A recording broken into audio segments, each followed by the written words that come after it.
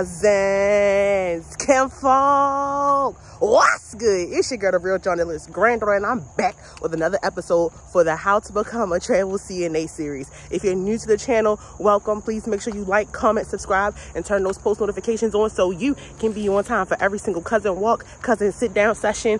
Just be on time for the kinfolk link up. So before we get started with today's video, I'm going to tell you guys about the CARES app. I'm seeing a lot of you on the app and you're adding me. We're getting connected and I love it. I would love to see more of you. I see some of you guys from my Facebook group are joining us. I love the fact that I'm seeing more of you on the CARES app. It makes me feel so good when you guys message me and say, hey, I'm here from the Travel CNA group on Facebook. I'm so glad I'm seeing more of you. I would love to see you and you and you and you. I would love to see you. Let's connect. Let's get these awesome contracts. Let's talk about elevating and promoting ourselves and continuing our education. There are a lot of people on there who are talking about some pretty great things, giving tips on school, how to find loans and grants for school. If that's something that you're interested in, furthering your education, which I am an avid supporter of, please continue your education because what's in you, they can't take from you. So join me and thousands of others on the CARES app. Elevate your CNA game, for real. Like, let's get this bag. Let's glow up. Let's boss up. 2021 is almost over. It's not over just yet. Let's all join each other on the CARES app, and I'll see you there. Okay, guys, so we're in a new background, a new environment today. Let's get into it. Nature's soul. Anyway, I want to thank you guys. I want to thank everybody who has been liking and commenting on the videos thus far and who has been joining us on the CARES app. It really means so much to me. I really appreciate it. I love the fact that you guys are sending me questions and helping me create more content for this series. So today's topic is something that a couple of you have been asking me about, and I really just want to get right into it. So today we're going to talk about how to be safe on the road / my safety checklist before I get on the road. So first and foremost, I like to make sure that I have electronic copies of my driver's license, the electronic copy and the physical copy of it, my birth certificate, and my social security card. I mean, because that's like basic. Like, what if something happens? You need to be able to identify yourself. So I like to have the electronic version with me as opposed to the physical copy of my social security card and my birth certificate, because I don't want somebody to break into my hotel room or into my car or even in the lunchroom at work and take like my personal information. So I just like to have an electronic copy or version of that as well.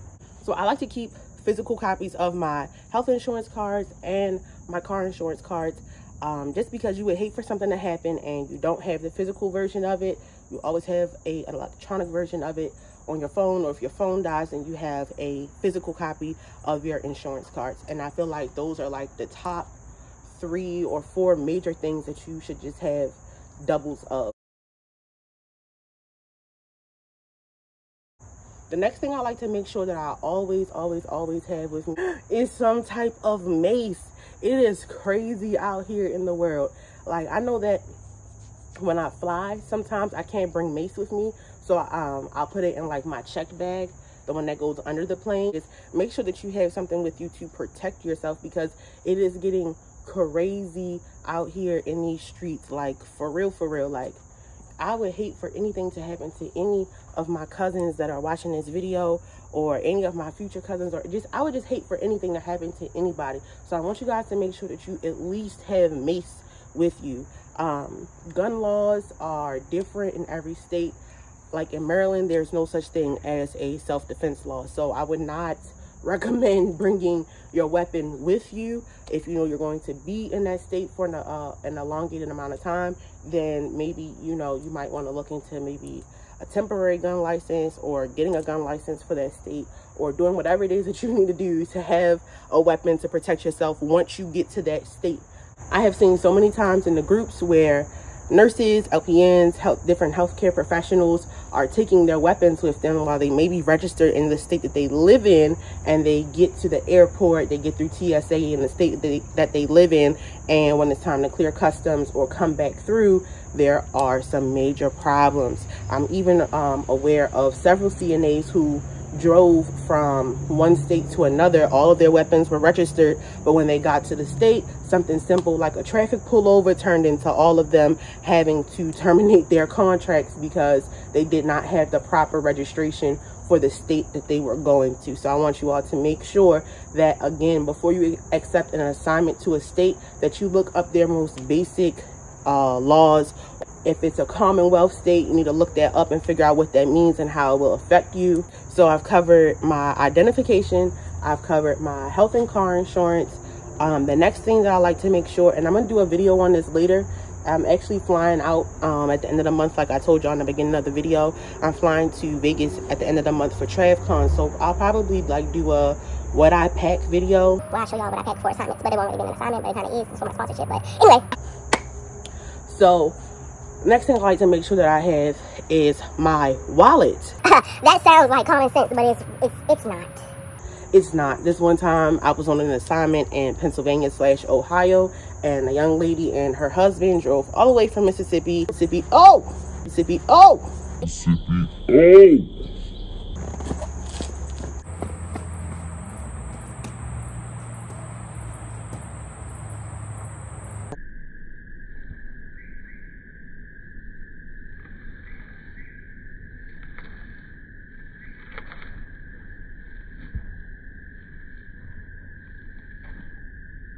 There was a young lady that, a family that I had met while I was traveling on an assignment in Pennsylvania/Ohio. They had basically fled the state of Mississippi. There were some things going on with their safety and the area that they lived in. So they fled Mississippi and they came to Pennsylvania/Ohio to the assignment, and they packed up everything but their wallets. Now, they were able to work something out so that they could start working and everything like that. But don't forget your wallets. Oh, and if you can help it, have a physical copy of your CNA license. On assignment sometimes, and the facilities ask for a physical copy of your CNA license. And sometimes in more rural areas, especially during like hurricane and tornado season, when the power goes out often, there is no way for them to physically verify on the internet who you are, what you're doing there, or what your purpose is, or you know, continue with your paperwork. So if you can help it, have an electronic and a physical copy of your CNA license. If you're traveling and leaving your car outside of somebody's house, or you're leaving at like a parking structure, or whatever you're doing with your vehicle, I highly recommend that you take your title with you. You do not want somebody to break into your car and you lose the title to your car. You have no other way of proving that that is your car. They don't care how many pictures you take. Go to the DMV, MVA, whatever they call it in the state that you're from, Department of Motor Vehicles. You could tell them the saddest story ever. They do not care. That car now belongs to whoever has the title, unless you're able to move expeditiously and get it done. Take your title with you. I know that some car insurance policies do have what's called sitters insurance. I'll put it right up here on the screen. Sitters insurance. And basically what that means is that it protects your car while you're not driving it because you're on assignment. Now, I'm not giving them any free promo, but who I'm with, the company I'm with, as far as my car insurance, they do not offer sitters insurance. I have to have liability. So if you live in like, let's just say like you live in LA and you drive this, y'all see that, y'all drive something like that, and your car insurance is $450, you feel me, for full coverage.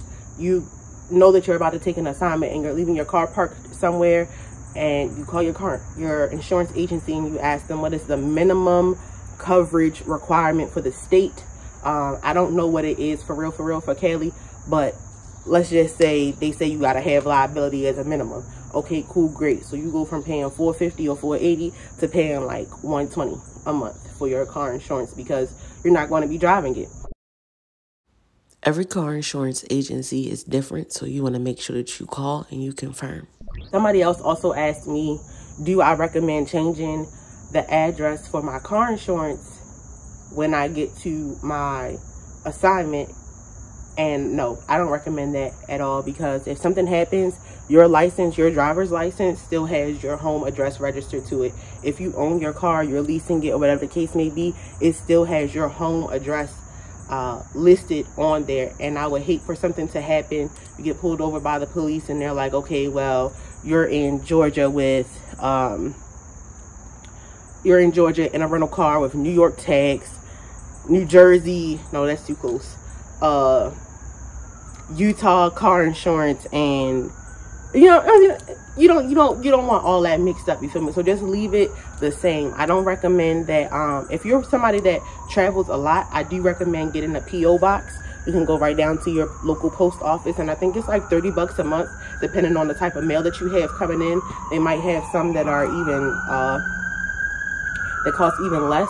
Oh, living in Atlanta be like, P.O. box is like 30 bucks a month. It might be less if you know that you're going to be on an assignment for an extended amount of time and you're single like me and there's nobody at your house to get your mail for you, or whatever the case may be. I highly recommend you getting a P.O. box.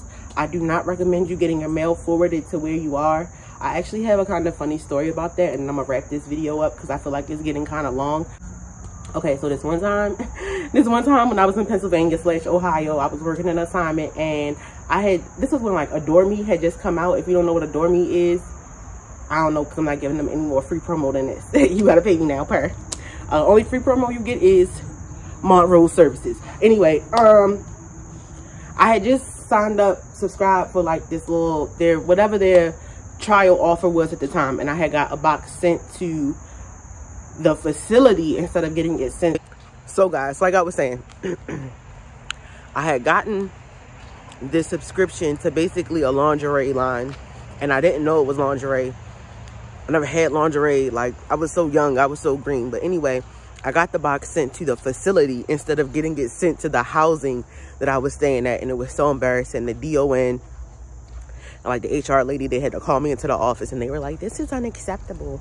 And I'm like, oh my God, I didn't know it was supposed to be like discreet.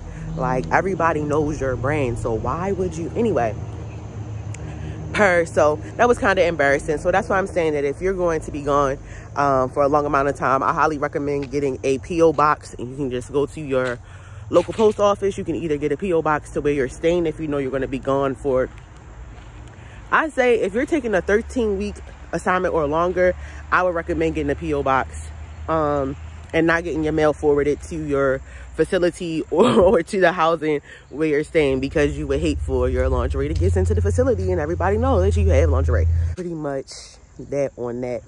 So I'm going to do a part 2 and possibly a part 3 checklist for what I take or make sure I have with me when I go on the road. And if you're still watching, please make sure you like, comment, subscribe, and turn those post notifications on so that way you know when I have added something new to the How to Be a Travel CNA series. Peace, love, and blessings.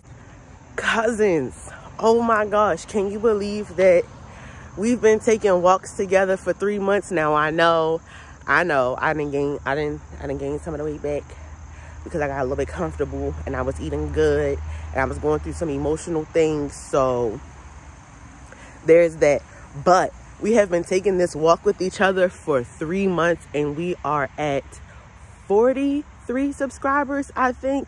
And my goal for September, I wrote it down in my notebook, was to reach 50 subscribers for the month of September. And we're already at 43. So you guys are making me think and feel like, cousins, are we going to hit 1K before the end of the year? 1K, both channels, 1,000 subscribers. That's the goal, period. I would love to hit 1 million subscribers in 1 year. So let's get it popping. Make sure you liking, sharing, commenting, and got those post notifications turned on so you can be on time for every single cousin walk, every single car ride, every single cousin sit down session. Be on time for the kinfolk link up, because this is where it's at and you don't want to miss it.